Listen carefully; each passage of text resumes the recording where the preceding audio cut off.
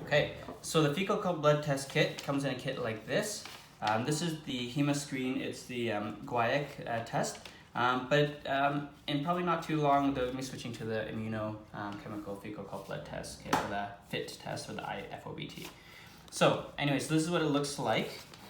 So you can do this as soon as you're done the exam, the digital rectal exam. If there's stool on the finger, on the glove, you can use it and send it away. But sometimes when we do this exam itself, it can cause a bit of micro bleeding, and so therefore you might get false positives. So it might be a better idea then to send them home with a kit of 3, and that way they can do it and they'll be less likely to have a false positive. So this is the kit. So there are 3 separate tests. So I'm going to open this up. So this is what the patient does. So you'll see on kit number 1, test number 1, there's 2 spots. The patient is going to put a sample of their stool on spot number 1, as well as from a different part of the stool on sample number 2. They would close that up. The next bowel movement, or the next day, they'll do the second one, and then again the next bowel movement next day, the third one. Okay, so 3 separate ones. That way it increases the likelihood of it being an accurate test result. They would close this up. There's an envelope inside here that they will close and they'll bring to us, and then we send it to Gamma Dynacare. So that's the way it currently works. And what they're going to do at Gamma Dynacare is then they're going to receive the sample, and then if you were testing this in your own office, then you would do this as well. But again, you can just send it to the lab, and then they'll do this for you and send you an official report. So this part, so if you're opening this in your lab, if you're testing this in your lab, interpreting this in your lab, in your office, or they're doing it at the lab, they're going to open this up, okay, and then they're going to put drops of developer, and they're going to put it on 3 spots.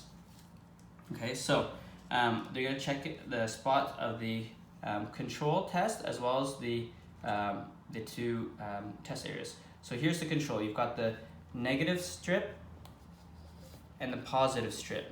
So the negative strip, no matter what samples on the other side, should always turn clear, or should not have no color change. The positive strip underneath here will always turn blue. If those 2 things don't happen, then you cannot trust this test result at all. Okay, you have to get a new kit and do it all over again. The other thing is, it could be a strip like this, or sometimes they have 2 dots. It doesn't really matter, it's the same principle. So I'm going to put a drop of developer on here so you can see onto the control area. So you can see the negative doesn't change, but the positive is turning blue. And so we know that the kit at least is not inaccurate, and we don't have to toss it out. Remembering that there's always a rate of false positives and false negatives with this test, and any test. And then I'm going to test each of the sample areas where the stool was on the other side. Okay. Okay, and then we're going to give it a few seconds to develop. You can see that this correlates with the area back here. And then if you see blue in any of these spots, that means it's positive for fecal occult blood. Okay, and that wraps up the fecal occult blood test.